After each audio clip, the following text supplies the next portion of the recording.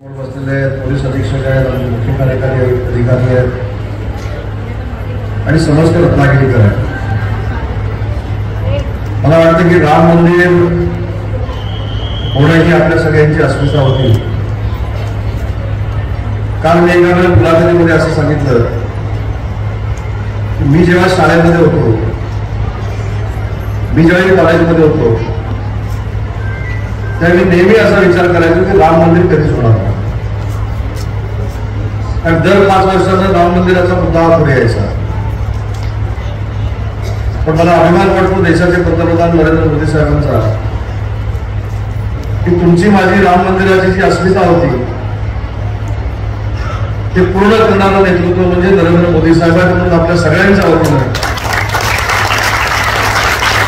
मनापासून धन्यवाद करतो. मग असे अभिनेते सांगितले की महाराष्ट्रभर कार्यक्रम सुरू आहे.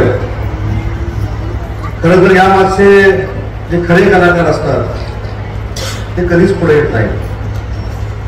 ज्यांचा आवर्जून मी उल्लेख करेन की 3 अधिकारी रत्नागिरी जिल्ह्याच्या माझ्या समोर बसलेले आहेत. एक जिल्हाधिकारी आहेत, दुसरे आमचे पोलीस अधीक्षक आहेत आणि तिसरे आमचे मुख्य कार्यकारी अधिकारी आहेत. आज आपण हजारोंच्या संख्येनं हा सोहळा या ठिकाणी बघतोय. मी 2004 पासून आमदार आहे, पण या जिल्ह्यामध्ये किती ग्रामदेवळ आहे हे मला माहित नाही, किती राम मंदिर आहे हे देखील मला माहित नाही. मी ज्यावेळी संकल्पना या तिन्ही अधिकाऱ्यांच्या समोर मांडली त्यावेळी माझ्याकडे 4663 हा ग्राम मंदिरांचा आकडा माझ्या डोळ्यासमोर आला आणि आपल्या जिल्ह्यामध्ये एकूण 196 राम मंदिर आहे. आम्ही सगळ्यांनी एक निर्णय घेतला की ठीक आहे, महाराष्ट्रामध्ये कोण कसं साजरा करेल माहित नाही, परंतु माझ्या रत्नागिरी जिल्ह्यामध्ये आणि माझ्या रत्नागिरीमध्ये एक आगळा वेगळा आपण कार्यक्रम करूया. आणि मला सांगताना मनापासूनचा आनंद आहे की महाराष्ट्रात रत्नागिरी जिल्हा हा एकमेव असा जिल्हा आहे की राम मंदिर ते ग्राम मंदिर त्या सगळीकडे हा राम मंदिराचा कार्यक्रम आपण करतोय. रत्नागिरी जिल्ह्यातल्या 4663 ग्राम मंदिरांमध्ये आज या प्राण प्रतिष्ठापनाचा सोहळा जिल्हाभरामध्ये सुरू आहे. 196 राम मंदिरांमध्ये हा सोहळा सुरू आहे. आणि मगाशी जे अभिजितने सांगितलं की हा नेहमी सगळा संकल्प आम्ही महाराष्ट्र शासनाकडे मांडला, त्यावेळी हा रत्नागिरीचा कार्यक्रम हा महाराष्ट्राचा कार्यक्रम झाला. आणि आज देशाच्या पातळीवर काम करत असताना राज्याने जेव्हा हा कार्यक्रम हातामध्ये घेतला तरी कदाचित आपल्याला मनुष्यसर आश्चर्य वाटेल की टीओमधून फोन आला आणि रत्नागिरी जिल्ह्यामध्ये ज्या पद्धतीनं कार्यक्रम सुरू आहे तसा पूर्ण भारत देशामध्ये करायचा आहे, म्हणून तुमचा पॅटर्न काय तो आम्हाला पाठवा आणि शासनानं रत्नागिरी पॅटर्न देशाकडे पाठवा. आज मला असं वाटतं की अनेक लोक या राम मंदिराच्या संदर्भामध्ये टीका करतात. टीका करत असताना त्यांना हे देखील भान राहत नाही की आम्ही सरकारवर नाही, आम्ही रामावर टीका करतोय. एक साधं उदाहरण आपल्याला सांगतो. एक शब्दप्रयोग प्रचलित झालेला आहे की जिल्हा राममय झालाय, महाराष्ट्र राममय झालाय, देश राममय झालाय. 4 दिवसापूर्वी महाराष्ट्र राज्याचे मुख्यमंत्री एकनाथ शिंदे साहेबांच्या नेतृत्वाखाली मी 3 दिवस परदेश दौऱ्यावर होतो. ज्यावेळी पहाटे 4 वाजता झुरिक या शहरामध्ये आमचा प्रवेश झाला त्यावेळी महाराष्ट्रातल्या 100 कुटुंबांनी आमचं स्वागत केलं.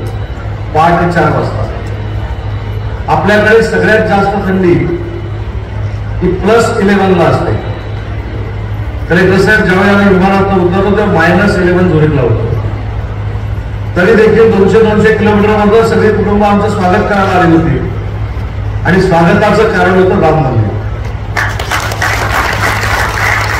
आम्ही ज्यावेळी त्यांच्याबरोबर चहा घेतला त्यावेळी त्यांनी सांगितलं की महाराष्ट्र राज्याचे मुख्यमंत्री हे राम मंदिराच्या सोहळ्याला जाणार आहेत म्हणून आम्ही त्यांचा सत्कार करतो.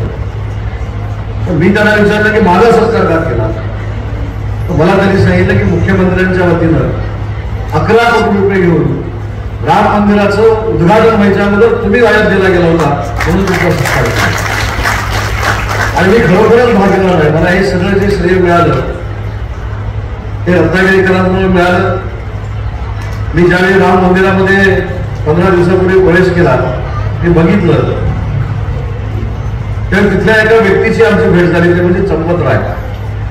आपण जर गुगलवर गेला आणि चंपतराय म्हणून जर टाकलं तर चंपतराय व्यक्तीच्या राम मंदिरासाठी किती योगदान आहे ते आपल्या लक्षात येईल.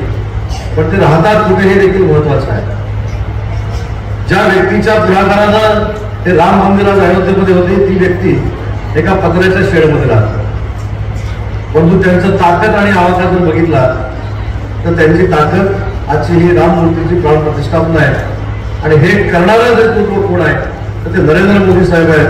हे देखील आपण अभिमानानं सांगितलं पाहिजे. ज्यावेळी आम्ही परदेशामध्ये गेलो त्यावेळी आमची ओळख आता कशी झाली, अलिम्या काजी साहेब हे राजकीय सांगत नाही. मी दक्षिण कोरियामध्ये गेलो होतो आणि दक्षिण कोरियाच्या शिष्टमंडळाबरोबर बोलत असताना एक लक्षात आलं की ते आमची कुठचीच भाषा बोलत नाही, ना इंग्लिश बोलत, ना हिंदी बोलत, मराठी नाही. तरी एका पेपरवर लिहून घेऊन होतं स्केच पेननं. ते मीटिंग संपताना त्यांनी उलट करून दाखवलं. त्याच्यावर त्याने लिहिलं होतं मोदीज पीपल.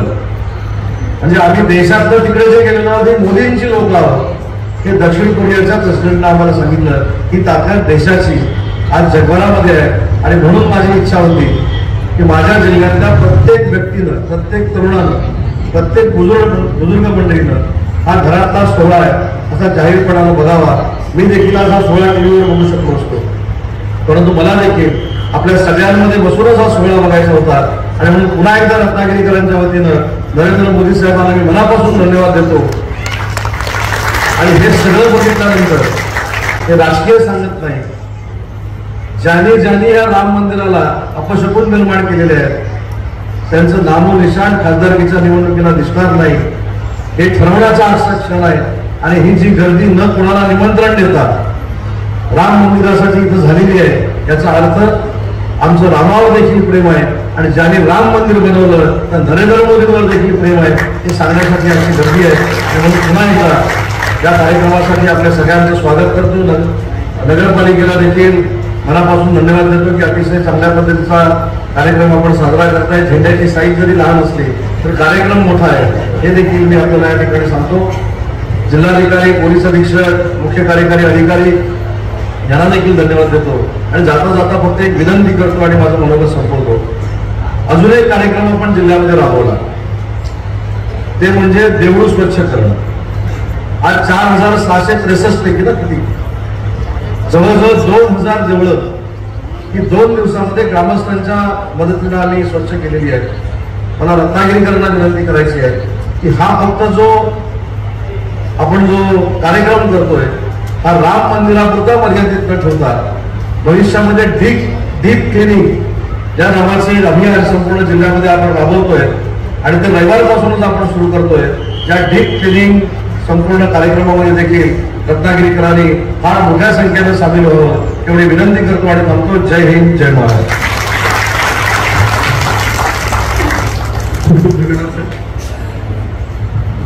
सोलापूरच्या लाडू मटून झाले खिचडी